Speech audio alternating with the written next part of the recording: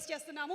కంచురపాలెం మూవీలో కూడా ప్రణీతను చూసాము, బ్రిలియంట్ యాక్ట్రెస్. సో తనని వేదిక మీదకి రావాల్సిందిగా రిక్వెస్ట్ చేస్తున్నాం.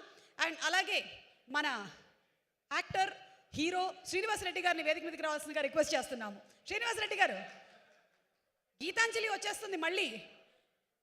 The Geetanjali is coming back. No careful. ఇలాంటప్పుడే మనం ఆచి తూచి అడుగేయాలి.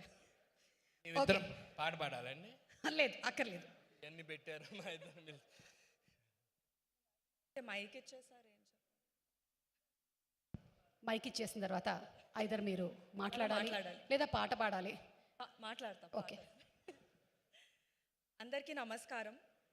టీవీలో లైవ్లో చూస్తున్న ఆడియన్స్ అందరికీ కూడా నమస్కారం. ఈ సినిమా గురించి చెప్పే ముందు నేను ఒక ఇన్సిడెంట్, ఒక మెమరీ గురించి చెప్దాం అనుకుంటున్నా. ఫస్ట్, ఎప్పుడో చాలా ఏళ్ల క్రితం సునీల్ గారితో ఒక ఇంటర్వ్యూ చూసాను నేను టీవీలో. అందులో ఆయన ఒక క్వశ్చన్ అడిగారు, ఇండస్ట్రీలో ఎవరికైనా మనసు బాగాలేకపోతే మీ దగ్గరికి వస్తారు కదా అందరూ, మరి మీకు మనసు బాగాలేకపోతే ఎవరి దగ్గరికి వెళ్తారు అంటే ఆయన రవితేజ గారి పేరు చెప్పారు. అప్పటి నుంచి నేను ఫిక్స్ అయిపోయాను, అట్లీస్ట్ ఒక్కసారి సార్ని కలిసే అవకాశం వస్తే బాగుంటుంది అని. అలాంటిది ఇవాళ మీతో పాటుగా స్క్రీన్ షేర్ చేసుకోవడానికి ఆపర్చునిటీ ఇచ్చినందుకు మన డైరెక్టర్ కార్తిక్కి, మణిబాబు గారికి, మన ప్రొడ్యూసర్ విశ్వప్రసాద్ సార్కి thank you so much. Thank you people media factory. And ఈ మూవీ గురించి చెప్పాలంటే ఒక డైరెక్టర్ కేపబిలిటీ సీన్ పేపర్ మీద నుంచి ఒక ఐడియాని స్క్రీన్ మీదకి ఎలా ట్రాన్స్లేట్ చేస్తారో దాన్ని బట్టి జడ్జ్ చేస్తాము. సో ఆ మ్యాటర్కి వస్తే I think Karthik he's done a brilliant job. He succeeded and over preceded everybody's expectations.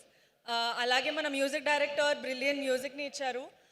And production designer గురించి ఒక స్పెషల్ మెన్షన్ మనం తీసుకోవాలి, because the sets are brilliant. First day walked on to the set, it was amazing. And everybody who worked on this film, congratulations to all of us. I really hope it will be a big step for all of us. Thank you People Media Factory for giving me this opportunity. Thank you so much and all the best for the launch on February 9th. Alage